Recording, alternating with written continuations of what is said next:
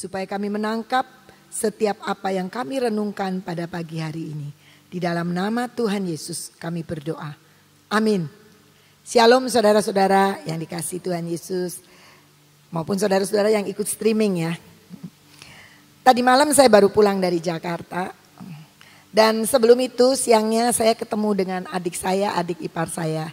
Dan kemudian mulai kita sharing ya. Ternyata dalam sharing itu ada banyak orang Kristen dan bahkan hamba-hamba Tuhan yang akhirnya memiliki pengajaran-pengajaran dan pengertian firman Tuhan menyimpang. Dan pada waktu kami sharing itu sebenarnya kalau saya kemarin itu boleh benar-benar merasakan, sepertinya miris sekali ya. Karena diawali dengan segala perkara yang bersama dengan Tuhan, tapi pada akhirnya jalannya gak jelas. Kita tahu kan firman Tuhan bilang ya, orang berjalan disangka jalannya lurus, tapi menuju kebinasaan. Saya ingat Harry ya, yang naik gunung, dia pikir waduh ini jalan benar nih, jalan benar, merosot cepat gitu. Tapi akhirnya bertemu jurang, tapi dia ditolong. Nah, ketika saya merenungkan itu bukan berarti saya benar. Tapi mari kita menyelidiki hidup kita. Mari kita belajar untuk mengerti firman Tuhan. Sebab kalau kita enggak benar-benar belajar dan mengerti, walaupun tidak langsung ngerti semua, maka kita mudah sekali diombang-ambingkan oleh angin pengajaran. Kemarin saya pergi ke gereja bersama dengan mami saya, dan mami saya orang GKI, saya ke gereja GKI ya. Tetapi yang nyampaikan hamba Tuhan itu pastor Katolik. Jadi karena apa, kemarin ternyata hari Tritunggal sedunia katanya. 1700 tahun yang lalu sudah dideklarkan oleh bapak-bapak gereja tentang ketritunggalan itu. Dan saya melihat apa yang disampaikan itu luar biasa, dan memang itu yang sebenarnya menjadi sebuah pengakuan kita bahwa Allah kita adalah Allah Tritunggal itu. Nah, kalau kita lihat di dalam 1 Timotius 4 ayat 16 dikatakan demikian. Awasilah dirimu sendiri dan awasilah ajaranmu. Bertekunlah dalam semuanya itu, karena dengan berbuat demikian engkau akan menyelamatkan dirimu dan semua orang yang mendengar engkau. Nah, jadi sebenarnya kita itu harus mengawasi diri kita, dan apapun yang kita sampaikan. Saya bukan guru, saya nggak ngajarin, saya bukan guru PA. Betul, tapi seringkali paling tidak kita itu gurunya anak-anak kita. Nah, dikatakan awasi ajaran kita, apa yang kita sampaikan. Jangan sampai yang kita sampaikan itu ternyata menyimpang. Nah, jadi kita harus belajar mengawasi dan memperhatikan akan apapun yang kita terima dari Tuhan, dan mengawasi hidup kita sendiri. Jadi bukan saya kan sudah terima Yesus, saya sudah dibaptis, selesai, pasti saya mati masuk surga. Itu kita lihat, mungkin kalau terima Yesus terus mati pasti masuk surga. Tapi kita menjalani kehidupan ini, dan kehidupan ini Paulus mengingatkan kepada Timotius, awasi dirimu katanya. Nah, kita lihat di dalam Efesus 5 ayat 15. Dikatakan demikian. Karena itu perhatikanlah dengan saksama. Berarti kita tuh harus memperhatikan hidup kita. Bagaimana kamu hidup. Janganlah seperti orang bebal, tetapi seperti orang arif. Orang bebal itu setiap pagi kita baca firman, setiap pagi kita dengar firman, setiap hari kita ke persekutuan, tapi nggak nancep. Yang nipu ya tetap nipu, yang bohong ya tetap bohong gitu. Jadi tidak mengubah hidup kita, tapi dikatakan kita harus memperhatikan dengan saksama bagaimana kita hidup. Jangan menjadi orang yang bebal, yang diajarin gak ngerti-ngerti, dan juga yang paling parah adalah yang tidak mau ngerti. Nah, kalau kita lihat Paulus pun menyatakan sesuatu. Dikatakan di dalam 1 Korintus 9 ayat 27. Paulus bilang begini. Dia bilang sama Timotius, hati-hati. Zaman jemaat Efesus, perhatikan hidupnya. Terus dia bilang gini, aku melatih tubuhku dan menguasainya seluruhnya. Tubuh itu berarti jiwa kita ya. Yang seringkali itu kepengen marah, pengen jengkel, pengen nipu, pengen apa sajalah. Supaya sesudah memberitakan Injil kepada orang lain, wah saya nggak penginjil. Tapi paling tidak kita menceritakan iman kita kepada orang lain. Jangan aku sendiri ditolak. Paulus sendiri bilang gini, aku ini harus melatih tubuhku dan menguasai seluruhnya. Supaya ketika aku sudah cerita tentang Injil, cerita tentang keselamatan, cerita tentang kebenaran, cerita tentang berkat Tuhan, maka jangan aku sendiri ditolak. Artinya kita harus berhati-hati. Sejauh hidup kita, Paulus aja takut ditolak, berarti bisa ditolak.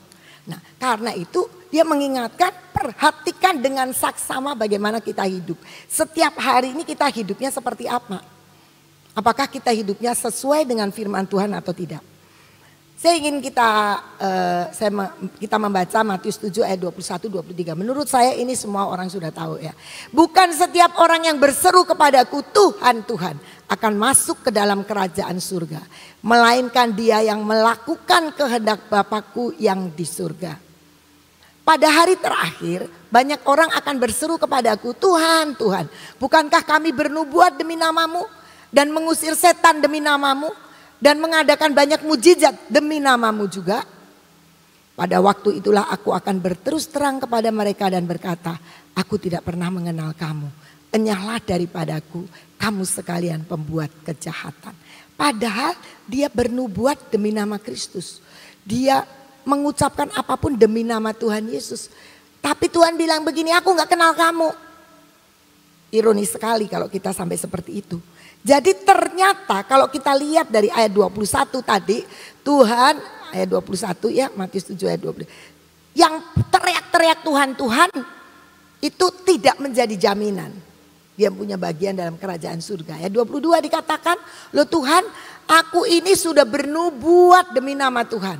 Aku udah ngusir setan demi nama Tuhan. Setannya pergi. Mengadakan banyak mukjizat dalam nama Tuhan Yesus. Tapi kok kamu gak kenal saya?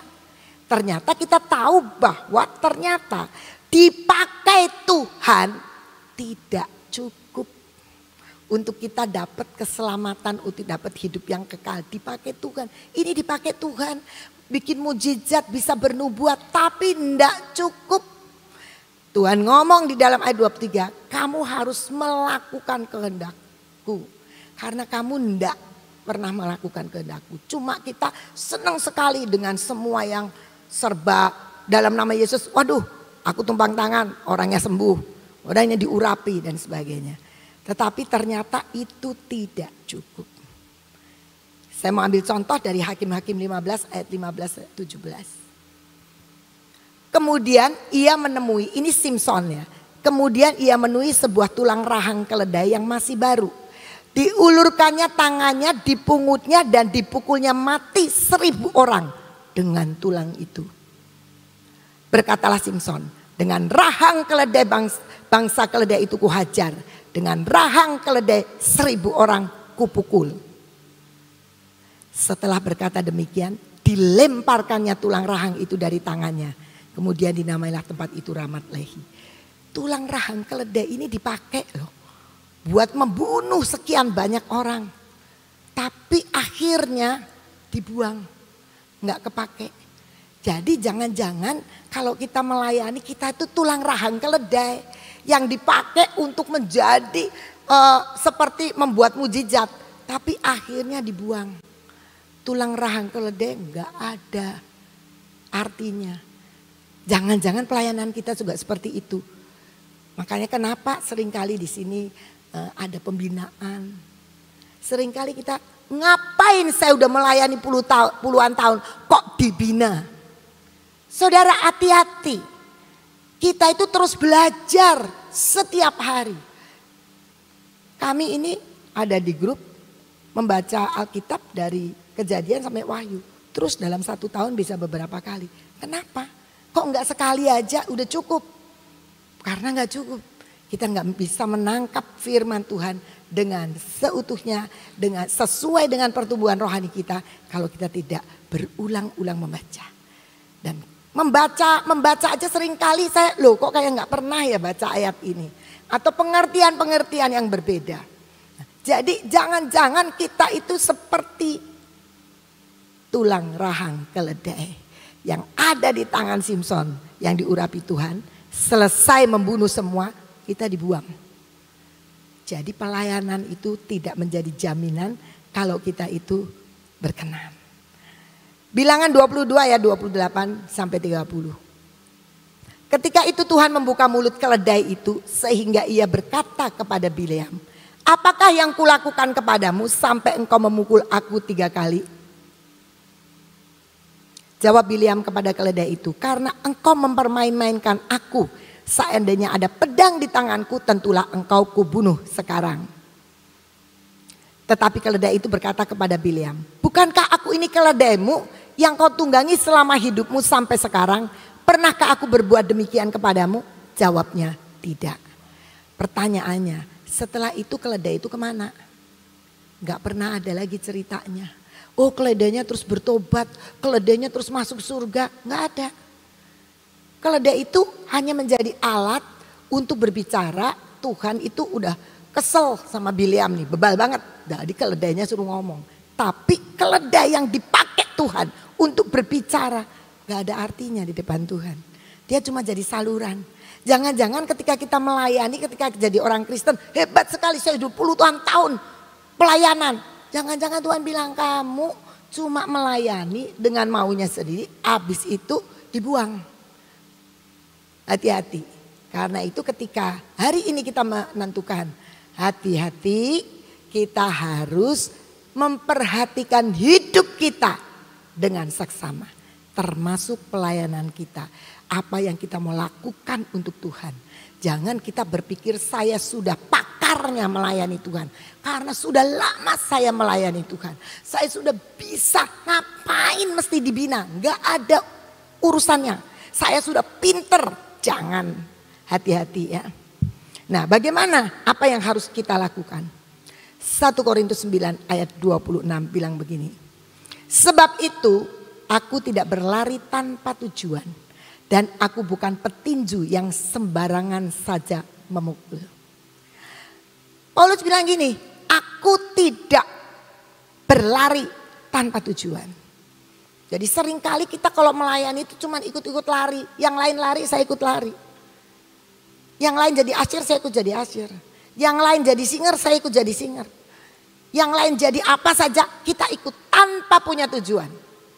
Tapi Paulus bilang gini, kalau kita berlari kita harus tahu tujuan kita kemana. Untuk apa kita melayani? Untuk apa saya harus jadi asyir? Untuk apa saya harus jadi singer? Untuk apa saya harus mengerjakan ini, itu, ini, itu. Itu yang penting. Jadi kita bukan hanya sekedar menjadi orang-orang yang memenuhi pelayanan. Tapi kita harus tahu goalnya kemana. Saya percaya ada makanan gratis di sana. Saya pernah tanya sama yang mengadakan awal. Sekarang dipegang sama Pak Heri.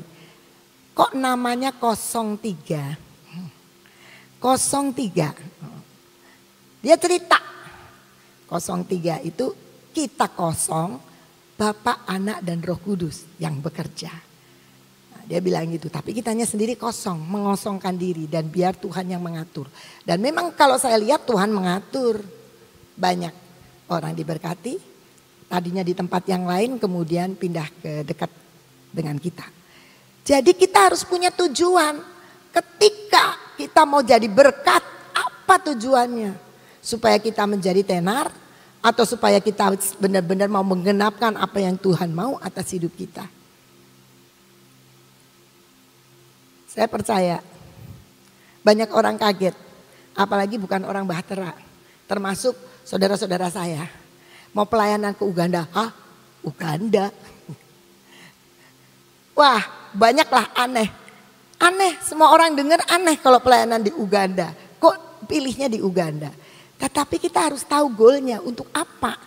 Salah satu kemarin adik saya juga nanya, Uganda kenapa? Katanya gitu. Idi Amin kan? Katanya gitu. Iya, nah saya mulai cerita sedikit. Jadi kita harus tahu kenapa saya ke sana, kenapa kita semua ke sana, kenapa harus begitu banyak yang kita harus keluarkan untuk pergi ke sana. Pasti ada goal dan tujuan yang Tuhan mau. Setiap kita harus punya tujuan. Kita harus punya pengertian. Paulus bilang gini, aku berlari tidak tanpa tujuan, aku punya tujuan. Dan kita juga harus punya tujuan.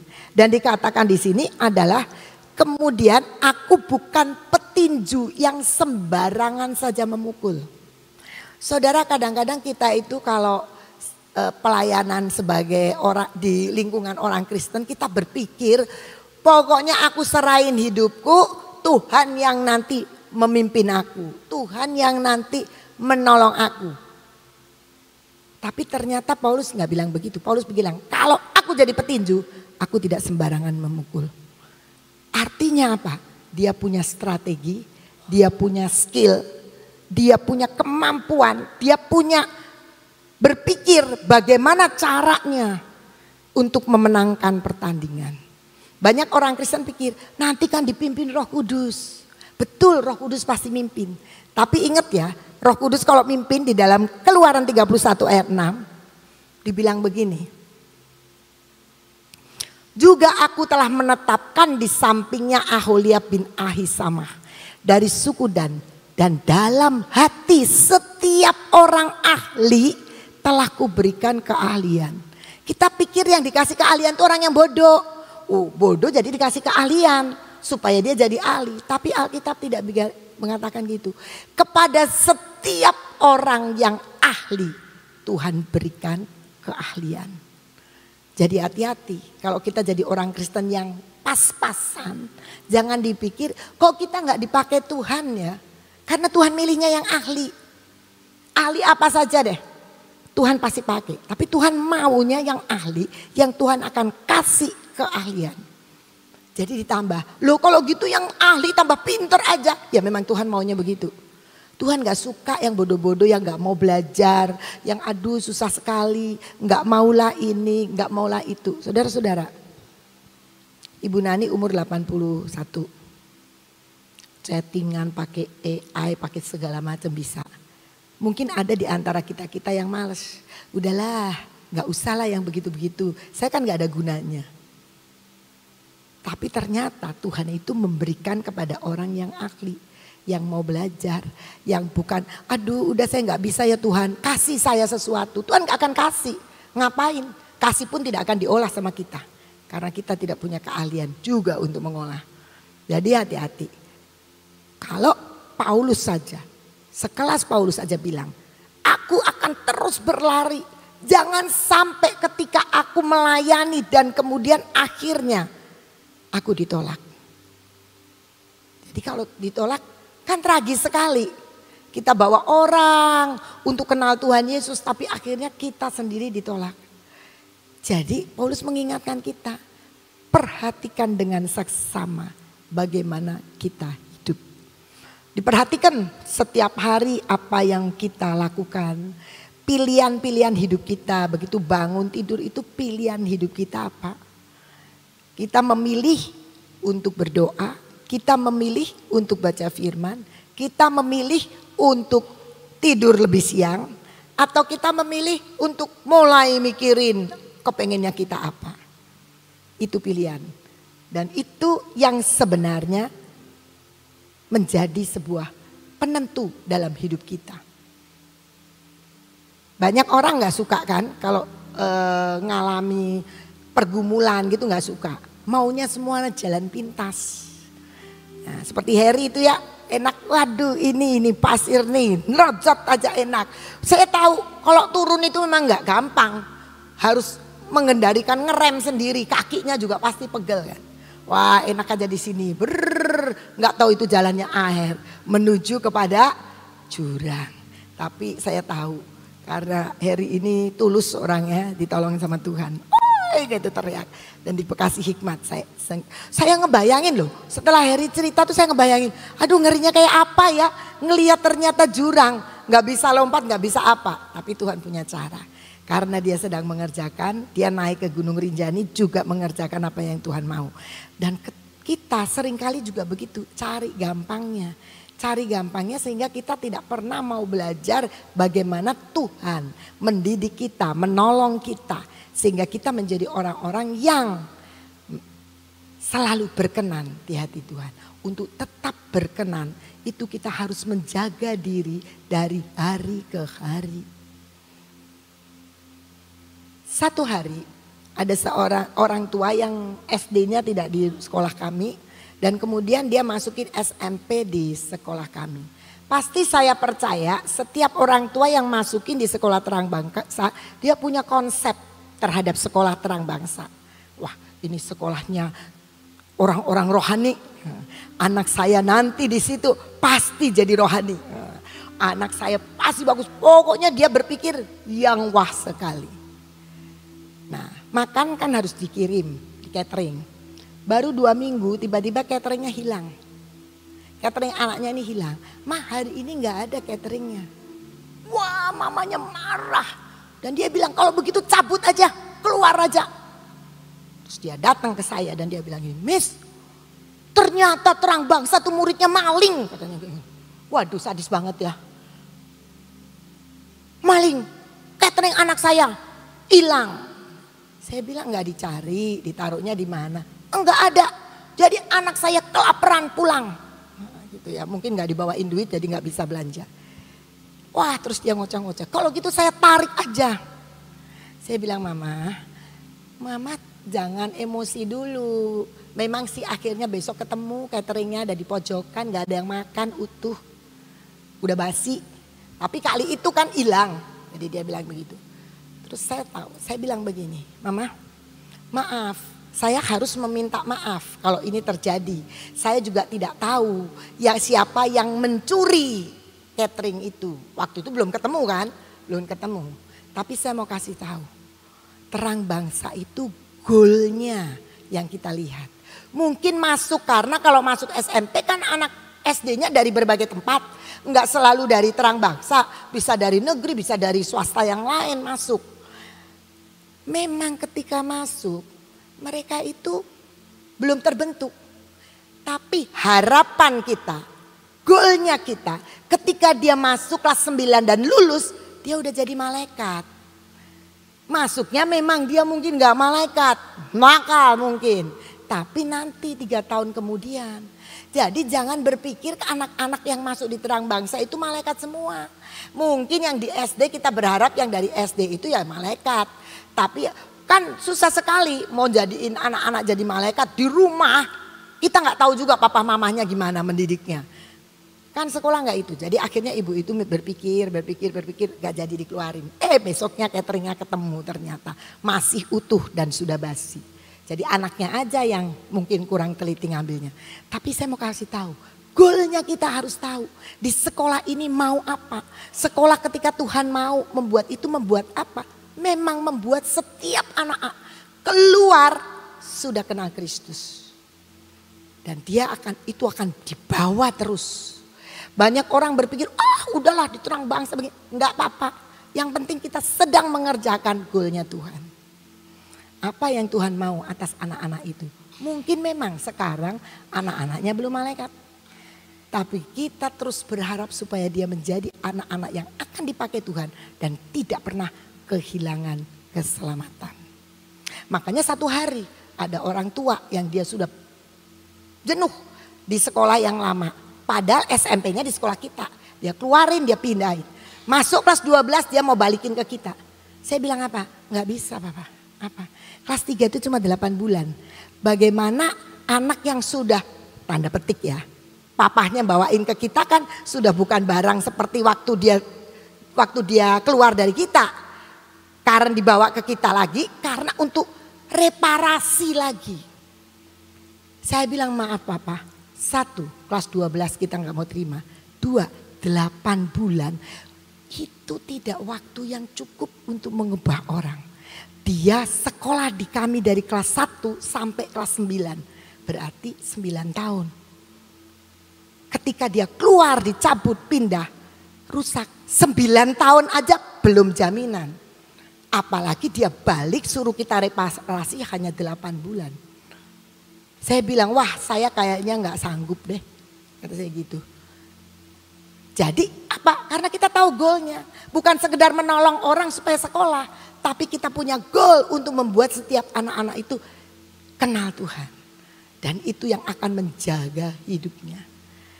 Dan ketika kita lakukan itu, kita harus memperhatikan semakin hari semakin ahli dalam kita membawa anak-anak itu. Kemarin minggu lalu anak-anak kami yang SMP khususnya kelas 7 dan 8 karena 9-nya udah lulus ya. Kelas 7 dan 8 itu pembinaan rohani selama 3 hari, Senin, Selasa, Rabu. Dan kami bawa panggil siapa? Itu Bom dan kawan-kawan LG. Untuk apa? Untuk mereka kenal Tuhan. Untuk mereka mengalami jamahan Tuhan. Dan goalnya kita itu. Goalnya kita adalah semua anak mengenal siapa Tuhan dan siapa Yesus di dalam hidupnya. Nah, jadi yang pertama kita tahu bahwa semua yang kita kerjakan, entah itu pelayanan dalam bidang apapun, kita harus tahu goalnya. Kenapa Asyir yang sudah puluhan tahun kok tiba-tiba kemarin dibina? Kan maksudnya kita harus tahu fungsi Asyir itu seperti apa. Fungsi Asyir itu cuma berdiri di pojokan, di itu nggak boleh kan? Harus tahu fungsi Asyir itu seperti apa. Saya nggak mau lah, ngapain? Saya kan sudah puluhan tahun jadi Asyir, betul. Apalagi kalau Bapak Ibu itu kerja di sekolahan. Kita tahu kurikulum berubah, sifat berubah, apa metode teknologi berubah. Kalau kita nggak mau berubah, tetap aja ngitung pakai sempoa. Kita nggak pernah pakai lagi kalkulator, kita nulis-nulis gitu. Makanya saya itu kalau dibilang begini, ngitung bangunan masih bisa nggak? Waduh, zamannya saya itu masih zaman ngitungnya itu pakai komputer, pakai kalkulator dan sebagainya. Sekarang ngitung bangunan tuh saya tahu mereka sudah punya banyak hal yang sudah tertinggal sayanya. Kalau saya mau ngerjain itu, saya harus belajar. Dan tidak ngomong, saya juga jadi insinyur berarti saya sudah bisa. Enggak, sudah ketinggalan zaman ilmunya. Tapi kalau saya mau di bidang itu saya harus belajar banyak. Jadi kita harus punya tujuan, kita harus memiliki skill. Skill itu bukan kalau kita jadi WL, kita jadi singer. Singer itu lagi dilatih, choir sekarang lagi dilatih nyanyinya. Ya.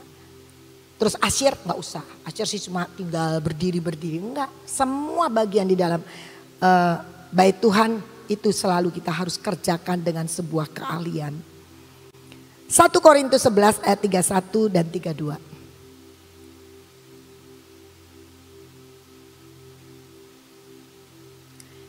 Kalau kita menguji diri kita sendiri, hukuman tidak menimpa kita. Jadi, tetapi kalau kita menerima hukuman dari Tuhan, kita dididik supaya kita tidak akan dihukum bersama-sama dengan dunia. Jadi walaupun kita anak Tuhan, kita itu harus menguji diri kita sendiri. Sejauh apa kita sudah berkenan, sejauh apa yang kita kerjakan persis seperti yang Tuhan mau. Kalau ternyata ada kesalahan-kesalahan, kemudian kita mengalami sebuah pergumulan, enggak apa-apa. Itu adalah sebuah didikan. Karena Tuhan mendidik kita supaya kita tidak dihukum bersama-sama dengan dunia. Jadi hidup kita setiap hari harus menguji diri kita sendiri. Adakah kita dikenan Tuhan? Jangan-jangan kita seperti rahang keledai. Jangan-jangan kita seperti keledainya Bileam. Sesudah itu hilang dari peredaran. Tapi Tuhan menginginkan supaya kita selalu memeriksa dan menguji diri kita sendiri. Apakah kita berkenan atau tidak. Caranya gimana? Ya tiap hari. Tiap hari apa? Waktu malam apa yang mesti kita renungkan. Untuk kita minta ampun kalau ada kesalahan-kesalahan. Setiap hari dalam melakukan apapun kita belajar Roh Kudus memimpin kita. menolong kita. Mungkin kita nggak terlalu peka sama Roh Kudus, nggak apa-apa, latihan saja. Nanti pasti Roh Kudus akan berbicara kepada kita. Selalu memeriksa diri kita. 1 Timotius 4 ayat 7b sampai 8, firman Allah yang hidup. Pergunakanlah waktu dan tenagamu untuk melatih diri supaya engkau tetap sehat secara rohani. Jadi hidup kita bukan sehat secara jasmani saja, tapi sehat secara rohani. Latihan-latihan jasmani itu baik, tetapi latihan rohani jauh lebih penting dan merupakan daya pendorong dalam segala yang kau lakukan. Jadi latihlah diri secara rohani dan jadilah orang Kristen yang lebih baik. Karena hal itu tidak saja bermanfaat dalam hidupmu sekarang, tetapi juga dalam hidupmu yang akan datang.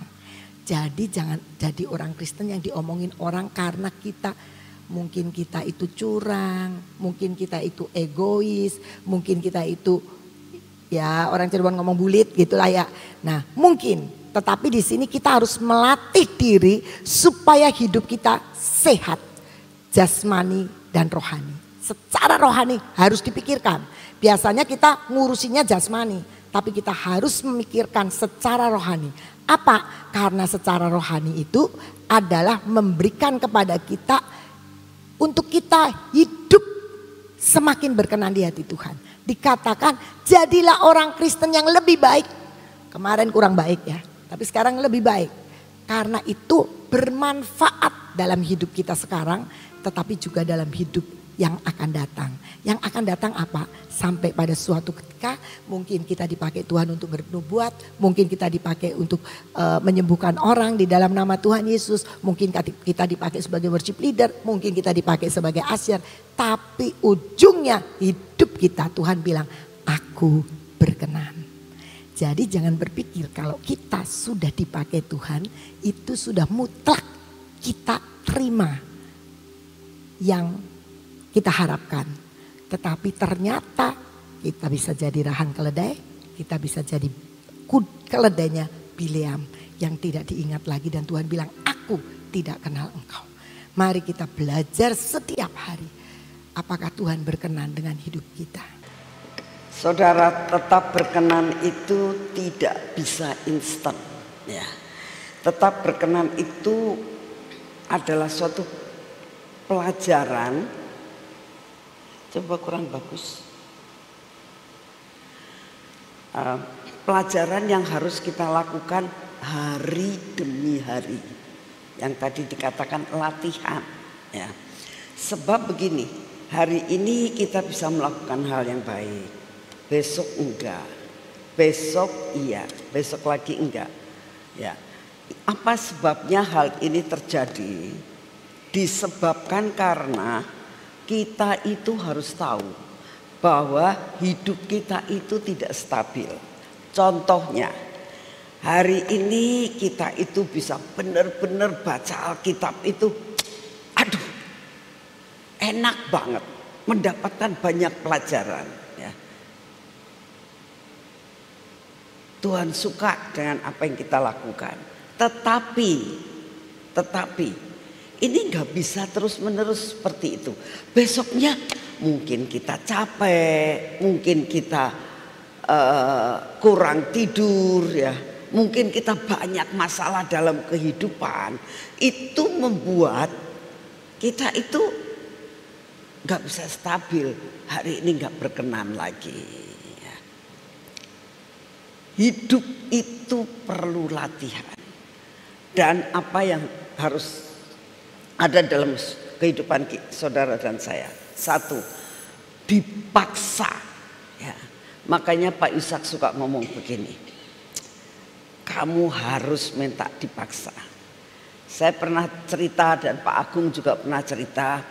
Pada suatu saat Pak Agung sama Pak Ishak itu pelayanan ke luar negeri, duduk barengan. Ya. Pak Agung sih tidur, bangun. Tapi Pak Agung tuh lihat Pak Ishak.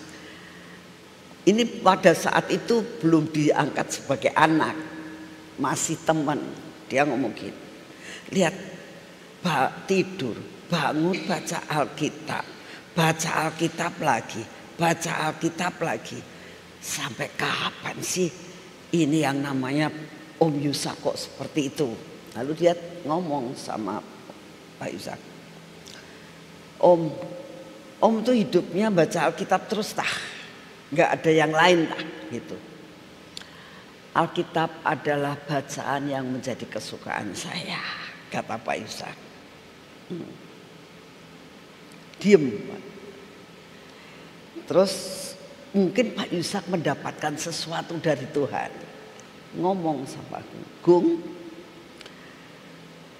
kamu harus minta dipaksa sama Tuhan supaya tetap berkenan dan bisa dipakai oleh Tuhan. Saudara tahu jawabannya Pak Agung? Saya sih Om nggak seperti Om. Om kan maunya dipaksa. Aku nggak mau dipaksa kok. Kayak gitu. Terus kata Pak Yusak, kalau kamu tidak mengatakan begitu dan minta dipaksa oleh Tuhan, kamu nggak nyampe. Udah selesai. Lo sendiri-sendiri. Pak Agung dengan dunianya sendiri, Pak Yusak dengan dunianya baca Alkitab sendiri. Singkat cerita selesai sampai Pak Agung itu kemana-mana ke Amerika kalau tidak salah. Malam itu dia mempunyai pengalaman dengan Tuhan. Ya. Akhirnya dia tahu, iya ya. Dalam pengalamannya dengan Tuhan itu, dia tidak masuk surga. Wah, kok aku sudah melakukan ini semua kok ternyata aku tuh tidak berkenan di hadapan Tuhan. Dia mendapatkan pengalaman ngimpinya dan ketemu dengan beberapa hal ngimpi ini ya, sampai dia tahu aku tuh nggak berkenan di hadapan Tuhan. Lalu dia ingat akan omongannya Pak Yusak. Iya ya, omongannya Om tuh betul ya. Kalau aku tidak dipaksa, ternyata aku nggak bisa tetap hidup berkenan di hadapan Tuhan. Jadi akhirnya waktu itu ketemu sama Pak Yusak, Om bener Om, manusia itu susah. Kalau nggak minta dipaksa sama Tuhan, kayaknya nggak bisa.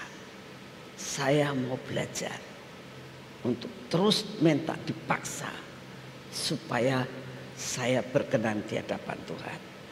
Karena Pak Agung punya prinsip begini, orang dipaksa itu nggak enak, betul nggak? Ya kan? Kan enak mau melakukan sendiri pada dipaksa.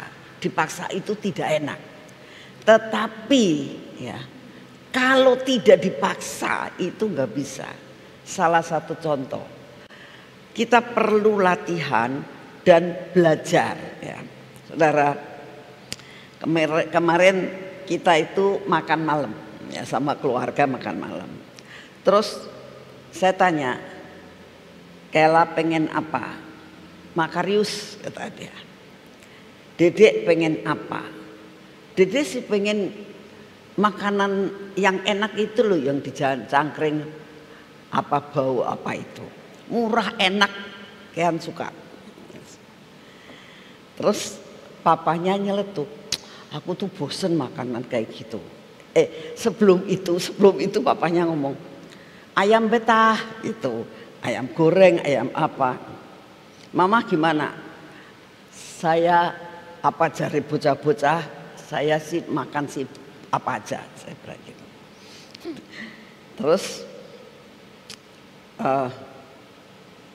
kan 3 kepengenan, ya kan. Lalu anak-anak semua diem.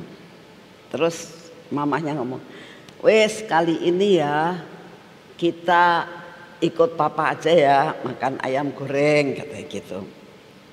Anaknya dua-duanya mulutnya karena dia nggak pas. Terus akhirnya mamanya bilang, ya kita harus sepakat gitu. Kita harus sepakat, harus belajar untuk melepaskan apa yang keinginan kita mengikuti keinginan yang lain. Akhirnya mau mereka ya saudara. Jadi akhirnya mereka nggak ngomong ya sudahlah, enggak. Tapi ya kita makan ayam goreng aja ya gitu. Ya gitu ya. Dia ya, tapi saya tahu bahwa itu bukan hatinya. Tapi kayak sedikit dipaksa ya. Saudara, saya juga berdoa mungkin Tuhan itu menginginkan dalam hidup saudara dan saya itu sesuatu hal yang gak pas di hati kita ya. Supaya kita bisa berkenan, minta dipaksa. Pertama kali gak enak, tapi lama-lama kita akan tahu dengan kita itu mau menyenangkan akan hati yang lain, kita itu akan benar-benar bersuka cita. Nah, kita makan kan ayam goreng. Saya lihat kalau saya sama kita semua sih oke-oke aja lah ya. Si Kean itu kalau nggak Batian suka, kalau dia makan minum lagi. Saya nggak ngomong kamu nggak suka ya. Saya nggak ngomong gitu. Tapi dalam hati saya saya tahu. Saya makannya separuh aja. Dia bilang gitu. Nasinya separuh aja. Banyak gitu. Terus ya nggak apa-apa. Makan malam separuh tuh bagus, saya bilang gitu. Bener-bener dia kurang menikmati ya. Tapi dia mau, dia nggak komplain ya. Dia mau, betul makannya cuma sedikit ya. Terus kata mamanya, ayamnya dihabisin karena ini protein, kata mamanya. Diturutin, ayamnya dihabisin sama dia. Walaupun hatinya tidak pas ya. Tapi mau gitu loh. Nah, saya percaya saudara, awal pertama itu ya memang kalau namanya dipaksa suruh baca Alkitab 1 hari 10 pasal, itu juga pertama kali aduh lama ya gitu. Tapi karena kita lakukan sudah bertahun-tahun, jadi itu merupakan habit dalam hidup kita ya. Sampai kalau saya aduh hari ini aku belum loh. Kadang-kadang utang saudara, karena banyak sekali pelayanan yang kesini utang. Aduh Tuhan saya utang. Tapi belajar untuk dipaksa bahwa aku utang tak bayar harus 20 pasal. Nah, saudara, kalau kita itu mau melakukan hal itu, kita merupakan suatu habit dalam hidup kita. Lama-lama merupakan kesukaan. Sehingga untuk berkenan, pertama kali ya Tuhan ngomong, wis kamu mesti dipaksa supaya berkenan.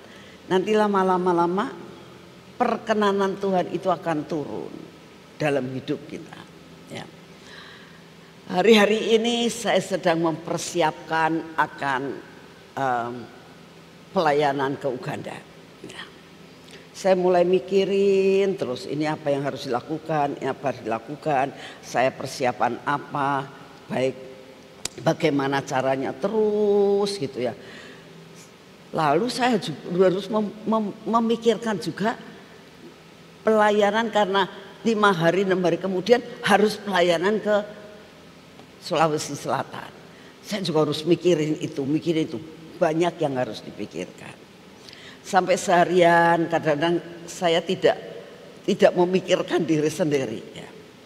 Nah, terus tiba-tiba saya itu lagi mau sikat gigi ini sore-sore. Tapi pikiran saya itu wah ini belum ya. Saya nanti harus lakukan ini, saya nyediain ini. Pikiran saya seperti itu ya. Tapi saya sikat gigi. Tiba-tiba saya dengar suara begini. Yang begini itu loh aku suka. Yang begini aku suka. Maksudnya apa ya Tuhan?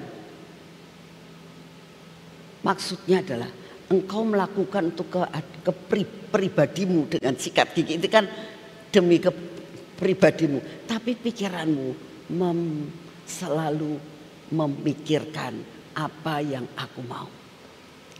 Oh, jadi kalau kita melakukan sesuatu tapi pikiran kita kepada firman Tuhan, kita mau melakukan sesuatu untuk pribadi kita, tapi kita selalu memikirkan firman Tuhan. Itu yang Tuhan suka. Ya. Di dalam saya melakukan, saya sikat gigi, habis itu saya mandi. Di dalam mandi itu pikiran saya, nanti habis ini saya akan mengerjakan ini. Ya. Artinya mengerjakan sesuatu hal yang untuk persiapan ke Uganda dan ke pelayanan ke Sulawesi Selatan. Ya. Itu yang membuat Tuhan suka. Ya. Tuhan katakan, yang kamu lakukan ini loh yang aku suka. Sedangkan saya pikir aku gak melakukan apa-apa. Dan saya lakukan itu dengan sukacita, tidak terpaksa. Ya. Tapi yang seperti itu dikatakan, yang kayak begini nih aku suka. Nah, berapa banyak dalam kehidupan kita, kita itu selalu memikirkan untuk pribadi, untuk pribadi, untuk pribadi. Ayo belajar, Tuhan apa yang engkau mau ya? Untuk aku dapat berkenan di hatimu, untuk menyenangkan hatimu. Supaya Tuhan itu suka. Kalau Tuhan suka, itu ini kita pembacaan kita lagi sama tentang Esther ya. Jadi saya iya ya. Kalau menyukakan seperti dikatakan Ahasveros, Raja Ahasveros itu suka sama Esther. Ya. Maka dikatakan kamu pengen apa? Apa saja yang kamu minta tak kasih. Bahkan separuh dari kekayaan saya kalau kayak kerajaan ini kalau kamu minta tak kasih. Kenapa? Suka. Ya. Dikatakan 30 hari Esther itu tidak dipanggil sama raja. Ya. Tapi pada saat dia dikatakan di halaman di Alkitab sehari-hari dikatakan di Balerum katanya. Jadi itu kayak hall gitu. Di sini ada kerajaan, tempat raja lagi duduk, di depan tuh ada hallnya. Ya. Gak berani Esther itu. Tapi ternyata pada saat dia ada di situ, matanya, mata siapa? Mata raja tertuju kepada dia. Itu siapa? Oh, Esther.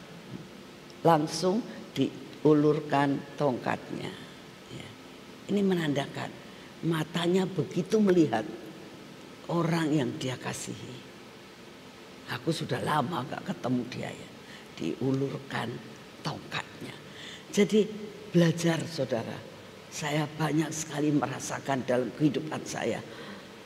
Tuhan itu sangat-sangat luar biasa. Ya. Apa saja yang dapat dikatakan saya nggak minta itu dikasih. Ya. Belajar, minta dipaksa sama Tuhan supaya hidup kita berkenan di hadapannya. Dan bukan hanya sekali dua kali, tetap berkenan di hadapan Tuhan. Ya. Yuk kita berdoa. Bapa, terima kasih untuk firman-Mu. Terima kasih buat pujian dan penyembahan selama 1 jam. Bapa, terima kasih Engkau sungguh amat sangat baik atas hidup kami. Saat ini kami datang di hadapan-Mu ya Tuhan.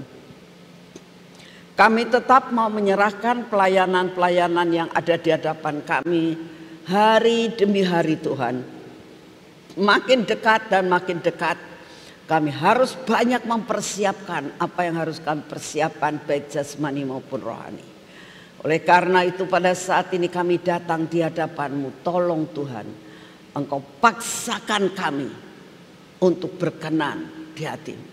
Supaya apa yang Engkau rencanakan untuk Uganda, apa yang Engkau rencanakan untuk Pangkep di daerah Sulawesi Selatan menjadi kenyataan.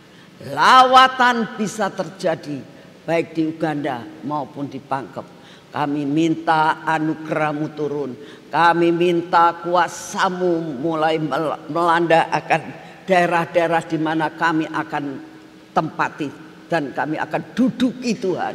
Kami akan patok Tuhan sehingga semua menjadi milik-Mu. Terima kasih untuk kasih setia-Mu. Kami mau menyerahkan seluruh perjalanan kami. Setiap kendaraan apapun yang kami pakai. semua Engkau yang akan mengaturnya. Bapak, saat ini kami datang di hadapan-Mu. Kami juga tetap berdoa untuk lawatan di mana banyak anak-anak-Mu yang saat ini pergi ke pulau-pulau dan pergi ke negara-negara. Engkau memberkati mereka. Dan hari ini kami datang di hadapan-Mu. Kami tetap berdoa buat bangsa dan negara kami. Bapak, Engkau yang akan memprotek akan negara kami ini ya Tuhan. Kami berdoa semua investor-investor yang masuk, Engkaulah yang akan menyeleksi Tuhan. Berikan seleksi yang ketat untuk setiap investor yang akan masuk pada bangsa ini. Biarlah yang berkenan dan membawa kebaikan, membawa kedamaian, membawa berkat untuk bangsa ini. Itulah yang bisa masuk Tuhan. Kami juga berdoa saat ini Engkau buat unity antara Bapak Presiden, Wakil Presiden dan semua stafnya. Kami berdoa biarlah mereka Kau beri hikmat untuk dapat memimpin bangsa ini menuju kepada puncak kejayaan. Kami juga berdoa saat ini ya Tuhan, mohon anugerah-Mu turun. Biarlah semua provokator-provokator, roh yang memecah belahkan di bangsa ini, Engkau yang akan menghancurkannya. Beri roh pertobatan Tuhan dan juga berikan kepada mereka roh saling mengasihi. Terima kasih Tuhan buat roh kesadaran bahwa apa yang mereka lakukan akan menghancurkan akan bangsa ini. Terima kasih untuk semuanya. Bapak, kami juga berdoa dengan adanya Megatrust, berita-berita tentang segala sesuatu di mana kadang-kadang keadaan cuaca yang tidak menentu, panas tiba-tiba malam bisa hujan. Tuhan, kami minta Engkaulah yang akan mengatur keadaan cuaca di dalam negara kami ini. Kami juga minta kekuatan dan kesehatan yang daripada-Mu, daya tahan tubuh yang dari surga. Kami terima di dalam nama Tuhan Yesus. Memasuki akan hidup kami, sehingga kami menjadi orang yang kuat dan sehat. Terima kasih untuk kasih setia-Mu. Bapak, sungguh kami mau menyerahkan ini semuanya ke dalam tangan-Mu. Biarlah hari ini Engkau berjalan bersama dengan kami. Dalam nama Tuhan Yesus. Mari kita masuk dalam pengurapan.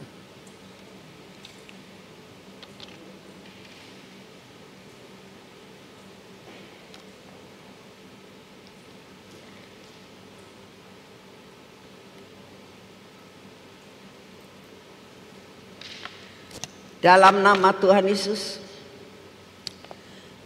Ini minyak supranatural Tuhan. Ini minyak keajaiban. Biarlah hidup kami dalam pengurapan ini. Keajaiban memasuki hidup kami. Kesembuhan masuk dalam hidup kami. Supranatural masuk dalam hidup kami. Kami oleskan pada mata kami, pada telinga kami, pada bibir, mulut kami dan hati kami. Kami minta di dalam nama-Mu, segala yang tidak baik dalam hidup kami, Engkau sendiri akan menghancurkannya. Berkati tangan kami kalau hari ini kami lakukan dengan bekerja secara jasmani. Kau berkati kaki kami Tuhan, supaya perjalanan kami dalam melakukan segala sesuatu hari ini tidak tersandung. Tangan kami siap menerima berkat-Mu hari ini. Sehingga apa yang Kau jatahkan buat kami hari ini tidak ada satu yang kececer. Terima kasih Bapak, Engkau sungguh amat sangat baik. Dalam nama Tuhan Yesus. Amin. Selamat pagi, Tuhan memberkati saudara semuanya.